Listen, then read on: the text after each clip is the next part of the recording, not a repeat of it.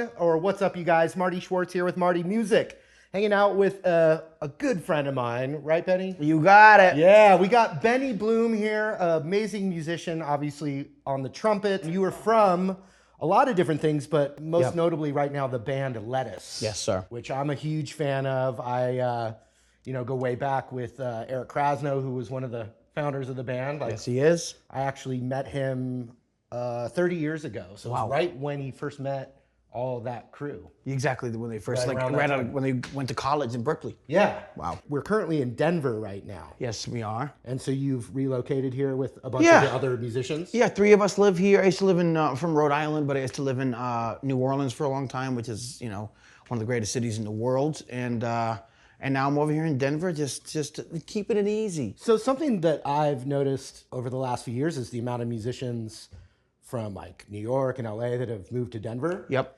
What's going on with that? There's a great electronic music scene, first of all, here. And there's so many venues. The live music scene in Denver is extremely thriving. There's a fabulous, I don't like to use the word jazz, but there's a fabulous jazz scene here, for lack of a better term. And there's Red Rock's the famous venue. Yeah. So I come back and I get asked to do with a famous DJ will come to town. They'll ask me to come put a horn section together. I'll come solo.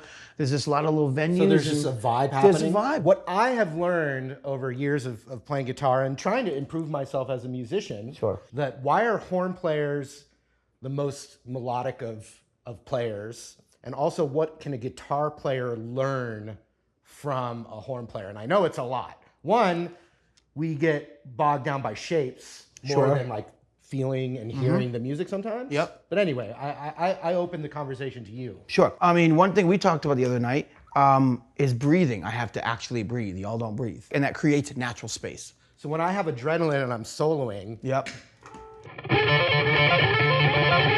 you don't have to ever take a breath. Exactly. And as you were jamming there and it was sick jam, your face is getting redder. Of course. There's we're in Denver. I could pass out and die.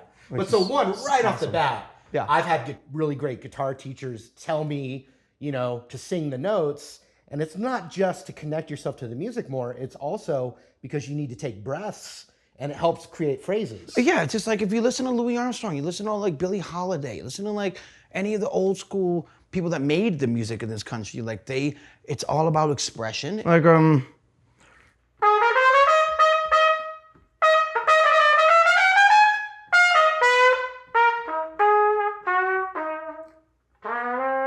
something in like that's kind of strutting with some barbecue, but it also added some other vibe. That's a famous old song. But there's just space. And you say something, you say it again. You have a variation. It's just like, it's like food.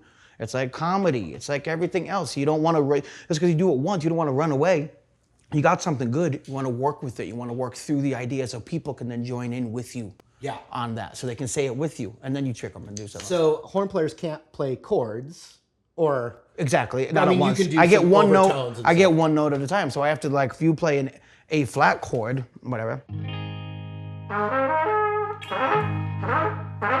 So it almost forces you to always be thinking linearly. And to be choosy. Like if I'm going to play, you play that chord, I get to play that chord again. I get to decide.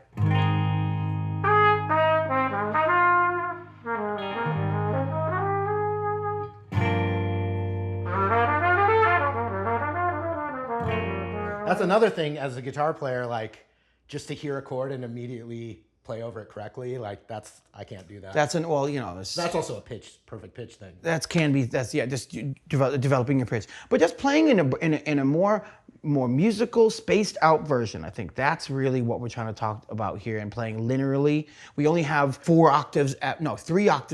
Like to really usable range, 3 octaves, and not even 2.5. You have 4 or 5. Yeah. So you can just play the same shape. I have to like. Whoa. You know what else I can do? I can also do.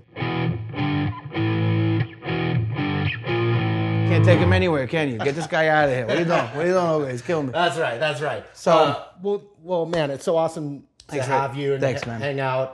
I love your Instagram and your social media stuff. Like, you're in that most interesting man category. You've got a fine taste for food. You have a wine. I have a wine company that you hustle with as well. That's right. And then you're in this Grammy nominated. I have a Grammy for something else, but I also am nominated. That's musician. right. So, I mean, there's a lot. I'm working on it, there. folks. There's a lot there. I'm trying to be like you, cousin Marty. That's right. That's right. All right, let's jam them out, man.